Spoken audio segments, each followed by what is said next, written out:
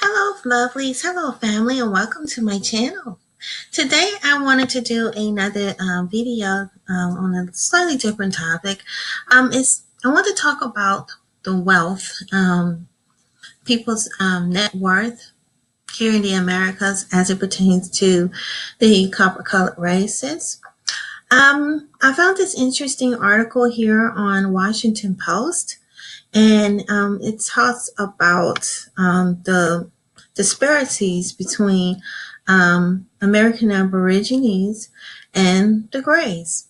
It says Grey families have nearly 10 times the net worth of American Aborigine families, and the gap is growing.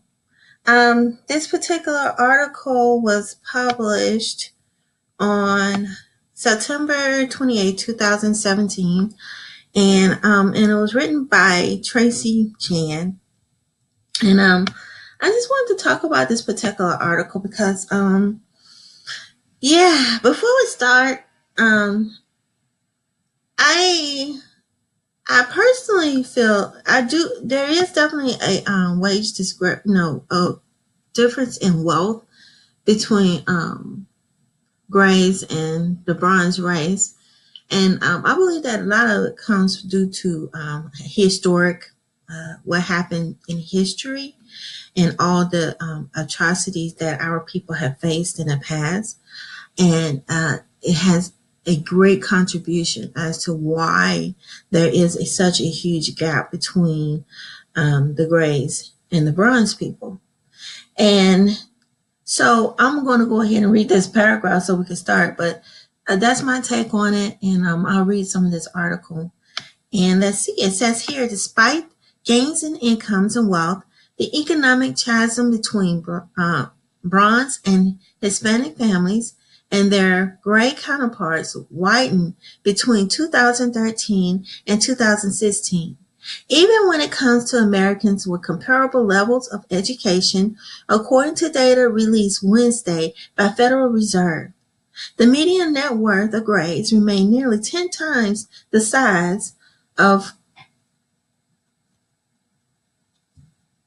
melanated people. Nearly 1 in 5 Bronze families have zero or net worth twice the rate of Gray families. Okay, wow. And this right here, it says they still have 10 times. That's a really huge difference. And it says minorities and families without college degrees drew greater gains in wealth, Federal Reserve report shows. Okay. Let's see what else it says. While Gray families largely recovered from the Great Recession by 2013, Golden, Bronze, and Hispanic families did not begin to see economic gains until now. Wow. And still the median income for, the median income for Bronze and Hispanic households has not yet reached 2007 levels. That is crazy. I'm just looking at these income levels. Oh gosh. We're going to look at some of the statistics that they have. I'm pretty sure this article has some charts here to show how, to give a visual of what took place. And also, it'll be interesting to see where they got this research. How did they come up with the numbers to show that there was a disparity?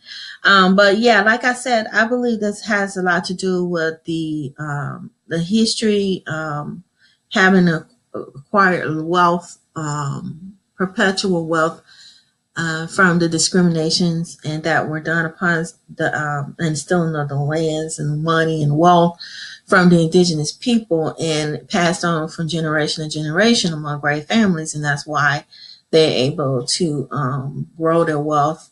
And plus this system is pretty much based on Gray supremacy. So there's a lot of laws and stuff and policies in place for them that enables them to continue to keep their wealth and gain more wealth. Because I did a video a while back. It was about a year ago. Y'all may want to check it out. I might do an updated video, but I did a video about the discrimination in the housing market in the 1940s. That was in the past, but they still have these discrimination in mortgages to this very day.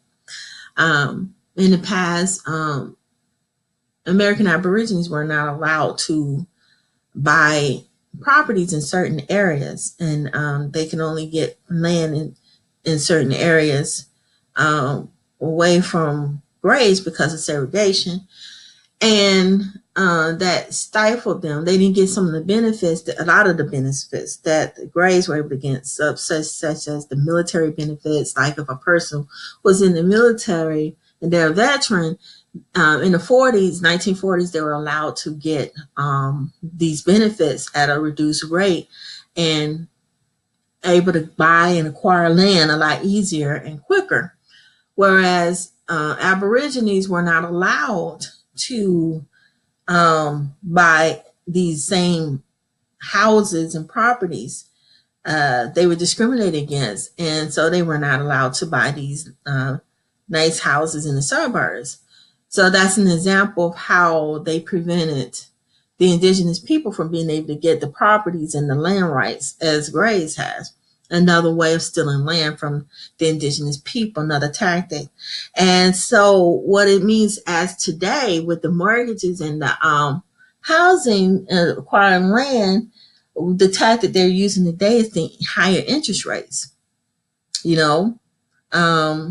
That's how they're doing it now, giving lower interest mortgage rates to Grays and higher interest rates to the copper color races. And so by doing so, it makes the price for your house and your property much higher, substantially higher than a gray person who more than likely has higher income. And since they are paying a lower interest rate, which makes a difference, like if you're paying, let's say a family is paying $1,200, an Aboriginal family may have a higher interest rate and have to pay $1,200 on their mortgage, whereas a gray for the same house may be paying only $900 and saving $300 because they're getting things at a lower interest rate. And if you're paying at a lower rate and don't have to pay as much back to mortgages, then you have a stronger chance and a better playing field, more opportunities to be able to hold on and keep your property and your wealth. So I was just giving you an example in the scenario.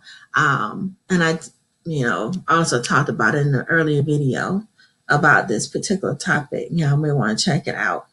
I'm not sure what the name of the video called. I think it was something about housing discrimination in the 1940s. Y'all might want to check that video. I talked about the history of how they're doing it and how they're doing it today, and it has some really good references and stuff and some of the policies that are in place in the past and how they're doing it now. And it hasn't really gone away. So let's go on down. It says what explains the simultaneous truth of American Aborigines and Hispanic families accumulating wealth at a higher rate than Grays families and increasing racial economic disparities? Simple math economist says. It says American Aboriginal and Hispanic families have far less money than Grays to begin with. So any bump as a result of the nation's economic recovery will appear to be disproportionately large.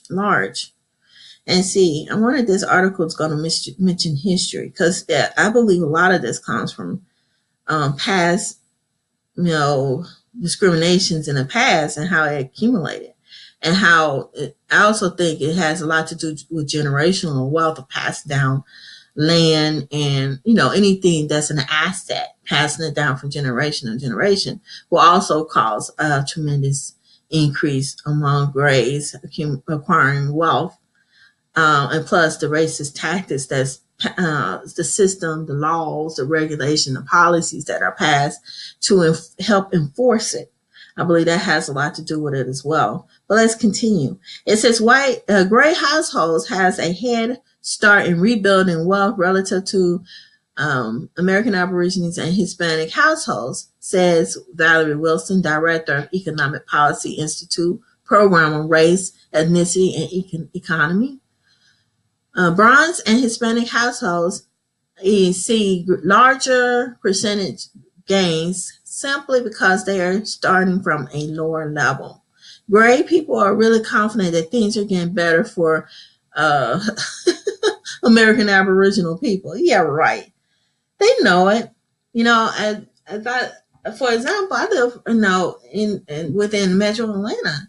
I see the disparities. You know, the Aboriginal families are staying in lower quality housing. You know, in substandard housing, and living in areas that's not, as adequate as the Greys, because they have more access to the money and the resources. Uh, like for instance, if anything needs repaired in the city, um, let's say there's some gray areas out of town and Aboriginal areas out of town. The gray area may get a huge portion of the tax money in the dollars, just because most of their people officials are gray themselves, and so they're going to slant everything towards themselves to get most of the resources. And if you have less Aboriginal politicians in office, then um, you will have less of the resources, because they less people to fight in our favor. So of course, and they're gonna slant everything towards them. So, like for instance, in the city, they might have monies. I've seen this all the time, especially in Metro Atlanta. It's really sad. And so I'm sure it's all over the Americas, and probably and globally too. You see it globally as well. How these people, Grays, hoard the money and the resources to everything uh, uh, in their favor, and it's not, because the whole system is based on themselves, for themselves, by themselves, for themselves, pretty much. And so, like for instance, let's take an example of a city. Um, you have a city that certain areas need repair in the street. Potholes, for instance. The street has holes all over and needs repair. The citizens have complained about it and said that they need to have their streets repaired. So they look at the money that's put aside for street repairs, and disproportionately, most of the money and the resources are going to go to that gray community, and then the Aboriginal community get the crumbs. And so what happens is you're going to see more of the gray family getting all the resources, and their community looking a lot better because they get all the money for themselves, even though the indigenous people pay a lot into taxes too. But the money, the Aboriginal people don't get those resources. It goes straight to the Greys. And see, that's how it works. And you see it in the neighborhoods, and that's how it works. And they go, "Oh, fix up your neighborhood. We pay tax dollars too, but all our money go towards your community, but we don't see it in our community." See, that's how it works. That's the discrimination we're talking about. You also see it in the schools. But anyway, it says, and it just talks about how they pretty much and then this biasness here. They act like they don't see the biasness. They see it. The Grays know exactly what they see, because if they didn't see it, they know exactly what they're doing. Because every time you see a Aboriginal family doing well, they see that, and then they have problems with it. That's when they try to go in and have use evil, devilish tactics to try to strip these group of people from having wealth. Because I know the Vice show, Phil, on the Vice show, he did a video about wealthy families in Texas that are American Aboriginal, people of color that own property, bronze people that has wealth. And I believe I've seen, I think it was Lisa Cabrera. I'm not sure which YouTuber it was. It was another YouTuber who was talking about how there was a wealthy community that was filled with copper colored race people owning a lot of properties and everything and having beautiful, wonderful careers. I want to say Massachusetts or Maryland. It's one of those states up north. I can't remember which state it was. Don't take my word for it, but I believe it was one of those states that you see a community of blacks, sort of, almost trying to be like Black Wall Street, but out is like a neighborhood, and they're doing quite well. And some of the grays, you can see it in their voices and their attitude that they're angry about seeing, American Aborigines, aka African Americans, doing well and making money. And so what they do is they find everywhere in their power to strip them from it. So they know we're not doing great. They just saying that because they want to continue the discrimination. That's what that is. Because if they didn't see it, then how can they get mad when they see success? They get envious. They don't want to see us move up. And so, yeah, but let me continue. I can go on and on about that. It says, while net wealth for all racial groups fell by about 30% during the Great Recession. Yeah, that was pretty hard times for everyone. I remember that. That's when the banks bailed out, the bail out for the banks and everything, even though the banks didn't do anything. They didn't do anything to help anyone else but themselves. A lot of the CEOs took the money for themselves. It was a hot mess back then. And it was created by Bush. It was just a hot mess. And it says Great Recessions, bronze and Hispanic families experienced an additional 20% decline between 2010 and 2013 at the time when wealth stabilized for gray families. Yeah, I'm not surprised, and that has a lot to do with the discrimination and laws and policies that are put in place for them. And also they got a higher slant of a better chance of getting better jobs in the job market, because, yeah. But things are changing, though. I see a difference because they starting to feel the hardships that we felt back in the 80s, with the death by despair and the high suicide rates and the drug addiction problem that they have in the place. So they getting some more issues too now with keeping wealth and acquiring wealth. Because I saw a documentary about a gray farmer who had all this land. I think he had like 200 acres or something like that. He had a lot of acres of land, and he's afraid to pass down his wealth and his land to his son because his son is so strung out on drugs, on meth and all the opioids.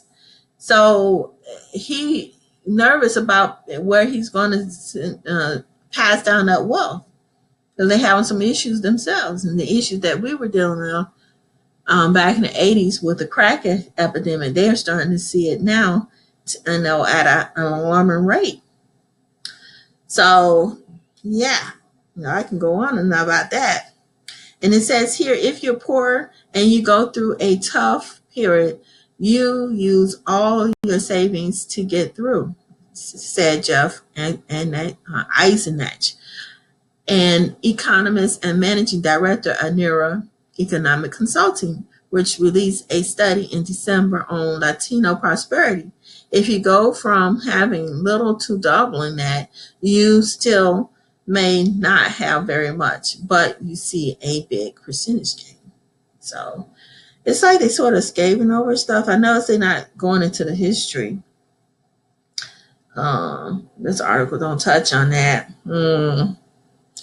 But anyway, it's just talking about current data and what's taking place currently, within the last 5 years or so. But they're not going back into historic and incorporating historic discrimination, I see. But here it is. It says, here's a chart right here. Gray's net worth is substantially higher than the rest of the country. And here it is.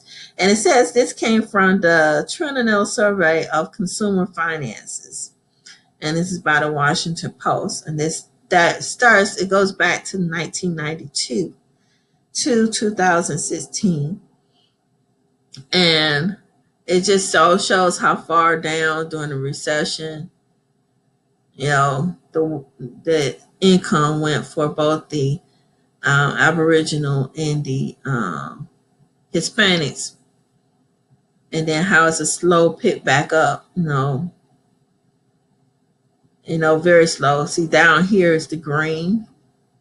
Y'all look at the chart, statistical chart down here. They're having a hard time picking back up, where the grays is all the way up here. And like I said, it has a lot to do with having, and they, and I think it has a lot to do with generational wealth, acquiring wealth through the past evil deeds of family members, doing slavery and all the Jim Crow laws and everything that was used to keep grays on top. They had a little platform, a big platform for themselves, where they got all these gray supremacist benefits, which it was used to keep the indigenous people down. So that's why you see this disparity. But this article, I don't think I see it touching on that, but we're going to skip around here because I can go on and on about this video. And it says between 2013 2016, net wealth increased 46% for Hispanic families, 29% for Aboriginal, and 17% among families, according to Wednesday's Fed report. Yeah. I would just wish they would put more information as to how they calculated this data. Danny Calloway did a good video about mathematics and how you can't go by numbers because even numbers can be manipulated as well. So it would be nice if they explain more about how they came up with these numbers. That's what I would like to know. And also, this don't really explain how they acquired their wealth and how come it's a big difference. They're not talking about how, but I'm going to skip on down. We're going to get on down to the bottom because I'll go on and on about this particular article. It doesn't really talk about it. It says fewer families have mortgage underwater. And this here's another chart right here. Share of homeowner family with negative equity. Right here. See. And once again, it came from that same Trentonal survey of consumer finance. Yeah. See. This is an okay article. It doesn't really give a good explanation as to why, from what I'm seeing. Well, let's draw down. It says many bronze and Hispanic families were stripped of their wealth in the aftermath of the housing crisis, when they were disproportionately preyed upon by subprime leaders and lost their homes, she said. Non-gray families were also more likely to withdraw money from their retirement saving during their recession. Exactly, because a lot of times we don't. Yeah, because a lot of times we don't get the education of how to keep and maintain wealth. Is not taught in the classroom. I talked about that a lot. I mentioned in another video how the indigenous people in these federally recognized tribes, which mostly have $5 Indians, a few Mongoloids, and half-breeds in there, they are already being taught how to acquire land, and that they have control of their own destiny and they can do certain things and stuff. But in the public school system, when it's taught among the American Aborigines, it's heavily indoctrinated. They're being taught how to be workers and how to work for the system, but not how to be an owner and how to acquire and own land and build nations. See, that's not being taught to the indigenous students, but it's to the real American Aborigines, the copper colored race. copper color races are not being taught that at all, actually. But let's continue. I can go on about that as well. But it says they will pull money out while more affluent people will continue putting their money into the stock market when the value was low, so they won on the upside. And see, that's what I'm talking about. We're not taught about the stock market. We don't learn how to acquire and maintain wealth. This is something that we don't learn. But see, Grays, since they created the system and everything is based on this, this is something that they pass down to their children. And I'm pretty sure their children probably already know this. And see, we don't, we can, our people did not know how to read and write for a long time. And they didn't start getting in their education not until the baby boomers, during the time of the baby boomers. And prior to that, a lot of families were sharecroppers in the South and everything. And so I would say around the 1940s when we started learning. So it's a big gap from history record of being able to be educated and everything, learning. So they had hundreds of years ahead of us on how this system works and how to acquire wealth. Whereas we're just now learning and trying to catch up. So, of course, that's another factor as to the reason why there's some discrepancy. But this article doesn't really go into that. It just touches on the here and now. But let's read the bottom part here. It says, there's a tendency to think that people who have lower wealth can be curbed by individuals' behavior changing, such as spending more wisely. But that's not what is driving this wealth gap, says Kilo Kanjazaki, an Urban Institute fellow who research focuses on the racial wealth gap. It really requires getting at the underlying problem that contributed to the huge gap in the first place, which is race supremacy. So he's sort of beating around the bush in this article. And it says, and that's about structural barriers, policies, institutional practices, and programs that's created this huge divide. Exactly.